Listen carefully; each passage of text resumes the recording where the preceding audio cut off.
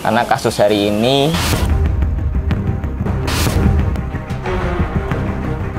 Gede banget ya, Dok ya. ini sangat keras. Nih suaranya nih, dengerin ya. Wah, Tengah dari ukurannya dia terisi batu, guys.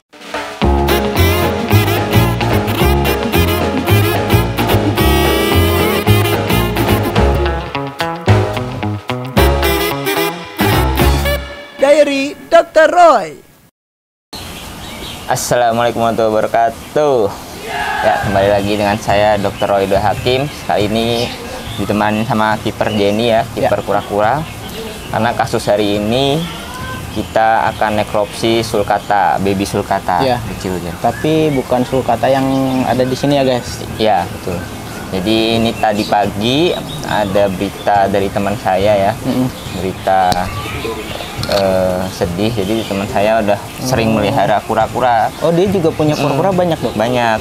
Nah, tapi akhir-akhir ini yang babynya banyak yang mati gitu. Dia penasaran kenapa kok pada mati gitu. Dia minta dikirim, minta buat nekropsiin gitu, biar tahu penyakitnya atau matinya itu karena apa. Ya, benar-benar. Nah, ini tadi pagi dia kura-kura yang mati langsung dikirim juga di siang ini. Karena nekropsi itu nggak boleh lama-lama ya. Iya, benar. Harus cepat dibuka, kalau nggak takutnya busuk Iya, gitu. organ-organnya juga jadi keburu pada rusak ya, Dok. Betul. Jadi ini kita nanti bakal unboxing. Siap. Jadi langsung dikirim tadi. Nah, sebenarnya pun bulan-bulan ini pun juga banyak kasus ya, Banyak Jen, ya. ya, banyak kasus yang tentunya di sini tuh yang sering kasus yang sering di sininya itu kebanyakan tuh flu ya, Dok. Iya. Soalnya emang cuacanya lagi jelek, lagi ekstrim banget lah. Sering hujan, kadang panas, tiba-tiba hujan. Nah, kalau kasus yang ini katanya dia umurnya udah sekitar 1 tahun nih. 1 tahun. 1 tahun, jadi lumayan besar ya. Ya. Tapi tiba-tiba dia nggak mau makan, terus sama ada leleran di hidung, terus matanya merem gitu. Ini kemungkinan juga pilek sebenarnya, tapi yang kita harus cari tahu. Soalnya dia juga sebenarnya udah biasa pelihara. Iya, udah sering. Udah udah pernah berhasil lah dari kecil sampai dewasa gitu. Iya. Tapi malah akhir-akhir ini malah banyak mati, jadi dia penasaran. Nah, sempet tuh di sini juga ada kasus baby kura-kura itu tahu-tahu nggak ada luka apa-apa, tuh ada benjolan di kulitnya itu, Dok. Jadi kayak benjolannya itu kayak nanah kering gitu, Dok. Nah, itu juga ya, kemarin itu kita sempet cek juga kan, yang kayak gitu-gitu. Ternyata itu dari lampu, guys. Jadi dari lampu. Lampunya itu terlalu panas dia. Jadi padahal itu lampunya 150 watt, tapi jarak antara kura-kura dengan lampunya itu kurang dari 20 cm. Jadi terlalu deket ya. Terlalu deket. Nah, itu bikin iritasi di kulit kan. Jadi mungkin iritasi karena panas, kemudian bakteri masuk dan mengakibatkan infeksi. Jadi kita juga perlu perhatiin. Sebenarnya di lampu-lampu buat reptil itu juga ada peraturannya, Jen. Jadi buat segini itu buat berapa senti gitu. Jadi kita harus atur itunya juga.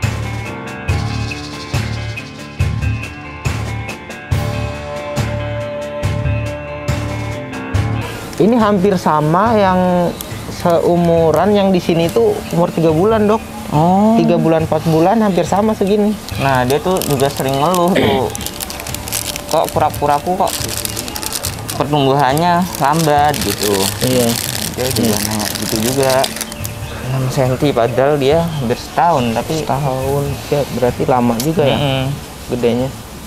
Kita lihat bagian luarnya dulu. Ini udah empuk sih ya, takutnya udah busuk ini, guys. Soalnya kalau reptil cepet ya, Dok, pembusukannya ya.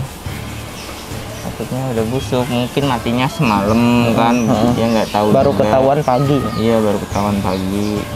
Terus ini kepalanya kelihatan tulangnya ya, jadi udah kepala. segitiga. Bentuknya udah segitiga kepalanya. Jadi ini kelihatan dia kurus gitu, dan otot kakinya juga kurus nih, kecil kakinya. Ini kemungkinan dia emang makannya milih-milih ini.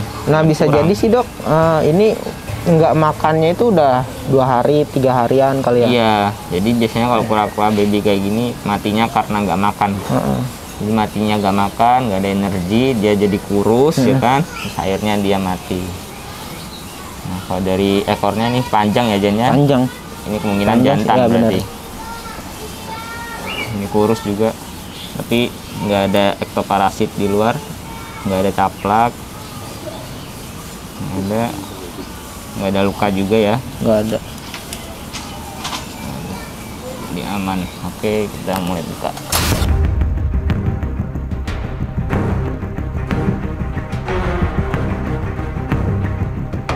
Tuh, tulang amat ininya besar. Cangkangnya. Di dalam tubuhnya ada cairan. Kita keluarkan dulu.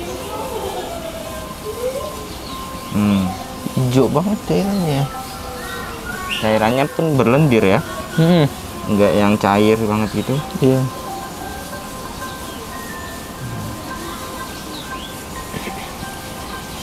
Tapi belum kecium bau Dok ya? Iya. Jadi Kak, Mulai kecium bau. cium bau ya.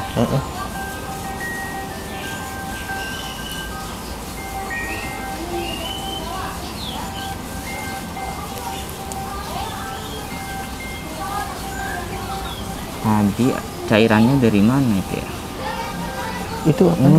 Oh, ada batu ini ya. Apa? Ternyata ada bladder stone-nya. Bladder stone. Jadi ini mungkin ini cairan dari kantong kemih. Terus karena bladder stone-nya membesar, Besar jadi pecah ya itunya. terus memenuhi rongga perutnya dia. Jadi jelas nih kematiannya karena bladder stone. Coba kita angkat ya. Tuh, Oh, gede banget ya. bladder stone itu Batu. batu kandung kemih. Jadi ada mineral yang mengkristal di kandung kemih. Intinya dia Oh, gede banget ya Dok ya. besar nih untuk ukuran baby sulcata ya. Ini sangat keras. Ini sangat keras bladder stone-nya. Masih banyak juga ya. Di dalam masih banyak juga. Kita taruh ya. Taruh di sini. Di sini aja nih. Nih, Banyak masih banyak. Kasian.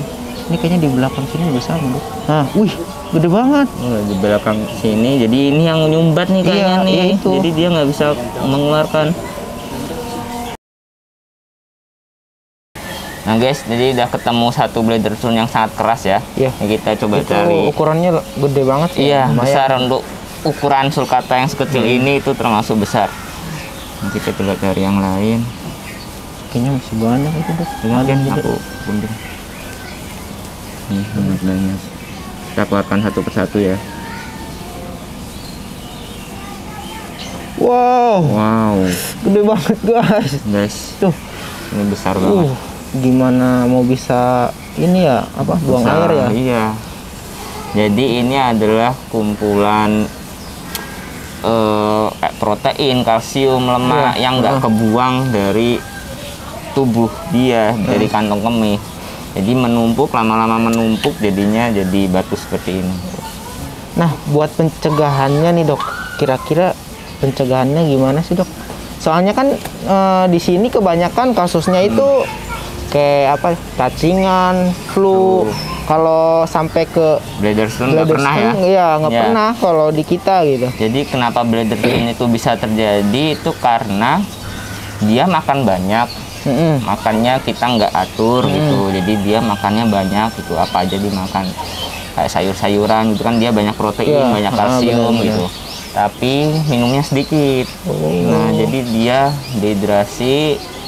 Jadi urinnya nggak lancar, keluarnya nggak lancar. Jadi sisa-sisa urinnya itu nggak keluar dengan baik. Iya, benar. Dari sisa-sisa protein atau kalsium yang numpuk di kantong kemihnya itu nggak keluar dengan baik bersama urin itu. Jadinya makin lama makin numpuk. Kalau di sini kan tiap hari dijemur sambil dikasih. Iya, direndam. Direndam, Terutama sih direndam ya guys. Iya. Buat kura-kura kecil sampai ukuran sedang lah. Iya. Kalau bisa diwajibin tuh tiap pagi direndam pakai air hangat supaya Iya. dia bantu ngeluarin Keluar. kotorannya ya Dok Iya, ya. betul. Jadi tidak nggak ketahan terus-terusan di perut. Soalnya kalau kura-kura kena air itu pasti bakalan pup ya, Iya, Dok.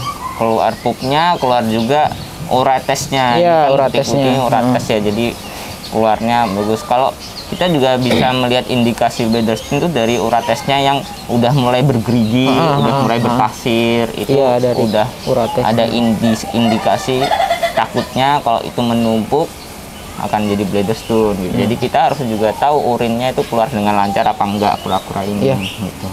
Ini masih dua nih, yang satu ke segini, yang satu Iya. agak gede. Ini masih ada lagi guys. Masih gede. Aduh. Wow, mantap. Masih ada lagi. Wow. Langsung aja Dok nih, satu lagi. Yang ketiga, Gede banget. ini besar dan keras nih. Suaranya nih, dengerin ya. Wah, udah mirip sama batu, emang bener batu sih guys. Udah jadi batu. Ini batu yang ketiga. Sekarang kita ambil batu sisanya ya. Yang keempat. Yang keempat yang udah agak gede tuh. Masih ada lagi guys. Nggak terlalu kenyang. Agak. Itu masih agak lembut ya, Ini Dok? masih, ini tapi udah keras, tapi kecil aja. Gede. Coba bayangin guys, di perut kalian bertahun-tahun gitu apa? Ya berbulan-bulan sampai segede gini. Nggak kebayang sini. Nah, sama apa? Biasanya kan di kura-kura apa aja sih, Dok? Bisa Nah, terjadi memang bladderstone itu. paling sering ya predisposisi sulcata itu paling sering bladderstone. Oh iya. Jadi kura-kura darat yang paling sering kena bladderstone itu sulcata. Nah, buat kura-kura yang lain sebenarnya bisa juga, Bisa, cuma tapi kemungkinannya jarang. sedikit ya, Dok? Kemungkinannya kecil. Gitu. Jadi kalau sulcata ini mungkin karena dia bisa sampai ukuran besar gitu kan, jadi penyakitnya paling banyak itu ini bladderstone. Nah ini Wow. kita coba cari yang lain. Masih ada guys. Wah, Jadi kantong kemihnya gila, bener-bener gede udah banget, penuh banyak lagi. bladderstone.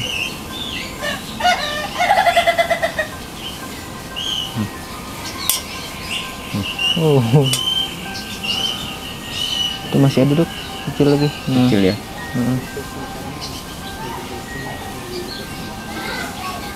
Nah sebenarnya bladderstone kalau udah seukuran yang besar-besar kayak gini, Iya. kalau ketahuan ya, kita rongsen nih, rongsen kita X-ray Pasti terus ketahuan kelihatan. ya kan ada batu-batu di kantung kemihnya itu kelihatan. Itu cuma bisa dilakukan dengan cara operasi. Operasi gini. Jadi kita harus operasi, kita buka kantung kemihnya, kita keluarkan satu persatu batunya, kita jahit lagi kantung kemihnya, baru kita tunggu persembuhannya gitu cara pengobatannya. Kalau Nah. yang udah besar-besar kayak gini gitu.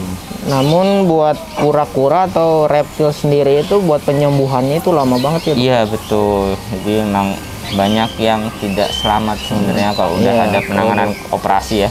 Apalagi ukuran sekecil Sekecil ini ini. gitu. Kalau udah masih baby kayak gini harus dioperasi kan kasihan. Terus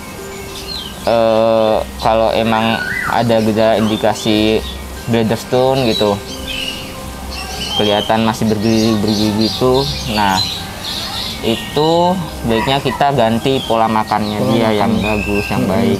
Sebenarnya kura-kura kayak gini buat pemberian pakannya emang nggak boleh terlalu banyak ya, karena dia emang sangat rakus makannya. Kalau masih sehat tuh makannya banyak gitu, apalagi apa aja dimakan gitu. Kita harus atur pola makannya dia gitu. Jadi kalau masih kecil kayak gini bagusnya sih kasih makan rumput atau sayur-sayuran yang kita cacah-cacah yang besarnya itu sebanyak cangkangnya dia saja gitu. Jangan kalau ukuran segini ya berarti sebanyak segini aja gitu, jangan lebih banyak lagi gitu. Itu buat sehari ya ngasihnya. Jadi kalau mau ngasih 2 kali pagi sore boleh, tapi sebanyak itu doang gitu ngasihnya, jangan kasih banyak lagi gitu. Soalnya emang pemberian pakan seperti itu kalau emang kebanyakan protein yang masuk terus nggak bisa keluar kan, jadinya menumpuk, terus jadinya bladderstone kayak gini. Iya benar. Ini jantung ya guys, ini atas ini jantung merah. Kalau jantung reptil tuh cuma ada 3 bilik ya. Terus ini hatinya dia. Hati. Ini hati ya, tapi ini udah kecampur sama kantong empedunya dia. Pecah ya. Pecah jadi warnanya agak kehijauan. Ini lambungnya dia. Lambung ke bawah. Ini usus besar. Ini karena mungkin udah terlalu lama ya, jadinya agak menggembung kembung Banyak jadinya, gas ya. banyak gas gitu. Nah, ini ada kuning-kuning di sini karena dia masih baby ya, tapi padahal udah setahun ya. Ini Iya, masih ada kuning-kuningan ini tuh kuning telur ya, sisa cadangan makanan dia masih kecilnya, tinggal kecil banget kayak gini. Terus kita lihat dia jantan ya. Jantan begini. Jantan. Iya, jantan. Jantan, ini testisnya guys 2. Iya bener. Testisnya. Ini ginjalnya dia. Sebenarnya organ lainnya kelihatan bagus ya Jen ya. Nggak ada kelainan. Tapi kita buat ini juga. Hatinya masih kelihatan coklat, nggak putih, nggak kelihatan pucat gitu, masih kelihatan bagus. Coba di sini nggak kelihatan paru-parunya ya, karena paru-paru kura-kura itu nempel di tulang belakang ya, di punggung di ya, karapasnya dia. Kura-kura kecil itu masih manja ya, dia nggak mau nyari air minum sendiri gitu. Iya, harus diarahin, harus kita arahin, kita rendam dia biar dia minum gitu ya. Emang ada pemaksaan buat kita harus paksa kura-kura buat minum, tapi juga bukan di kolam renang juga ya Jen ya. Sebaiknya sih emang sebatas hidungnya dia atau karapasnya dia biar dia minumnya bisa stabil gitu. Ini ususnya kelihatan udah terlalu mengembung. Nah, ini baru paru-parunya dia. Ini guys, paru-parunya. Kita perlu cek paru-parunya juga dia masih normal apa enggak. Katanya dia juga ada pilek ya. Kemungkinan juga bisa double penyakit gitu. Soalnya kan kalau udah satu kena penyakit karena dia imunnya turun ya kan, nggak makan imunnya turun, bisa kena penyakit lainnya. Begitu. Cek juga paru-parunya. Bagus ya. Masih bagus paru-parunya, nggak ada hitam-hitam, dipegang masih lunak semua dan nggak ada kelihatan perubahan dari paru-parunya. Jadi kelihatannya masih bagus.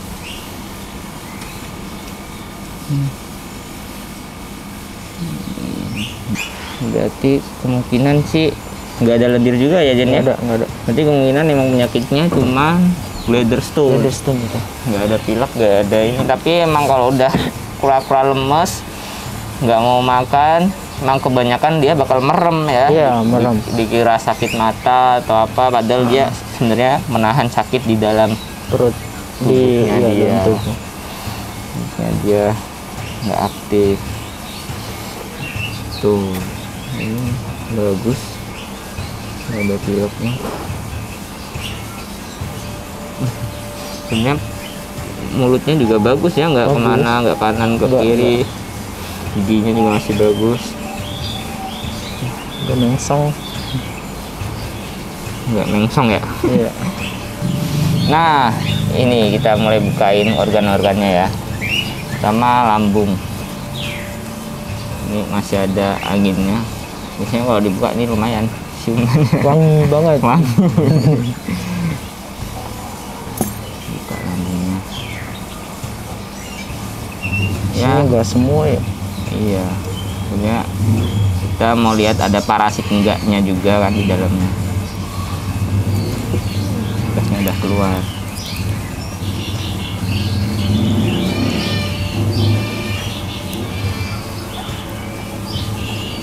Apa ini ya? Makanannya dia. Makanan pelet ini kayaknya. Pelet warnanya hijau.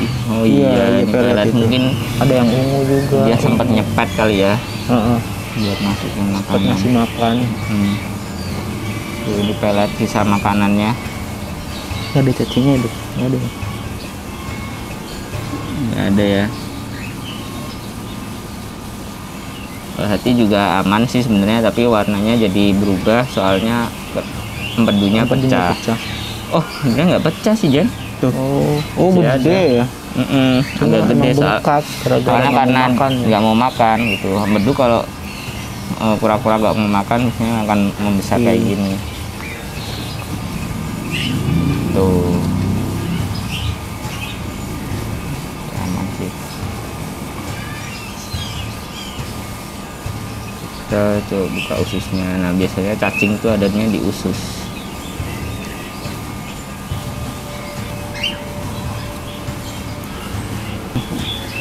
Nggak ada cacingnya Jen ya? Nggak ada. Nggak ada cacing, cuma sisa-sisa makanan. Bagus. Itu lagi uji apung buat ini. Itu ya. Wadah ya. Tapi dari perubahan warna paru-parunya sih normal, dan mulutnya dan mulut sama hidungnya pun nggak ada lendir ya, jadi kemungkinan buat pilek itu nggak, jadi kemungkinan dia nggak pilek. Oke, jadi udah ketahuan ya penyakit kematian dari kura-kura ini adalah Bladderstone-nya. Udah batu di kantung kemih ya. Kita akan ukur banget. Kita akan ukur seberapa besarnya batu di kantung kemihnya dia. Tuh, 1,5 ya. Iya, Satu- 1,5 senti. 1,5 senti. Gede. Besar ini. Bener-bener besar, jadi 1,5 senti. Dan ini juga keras ya. Tuh, ini aku jepit nih, paling jepit nggak pecah dia. 1,5 senti. Ini 1 senti, ini 1,5 senti. Wow, banyak. Wow, sangat banyak ini. Ini sangat banyak guys. Jadi batu empedu di kantong batu kantong kemihnya dia bener-bener banyak untuk kura-kura seukuran segini. Coba kalau kita kumpulin ya, Segini ada. bisa 3 cm nih buletannya. Buat seukuran kura-kura cuma 6 cm, jadi setengah dari ukurannya dia terisi batu guys.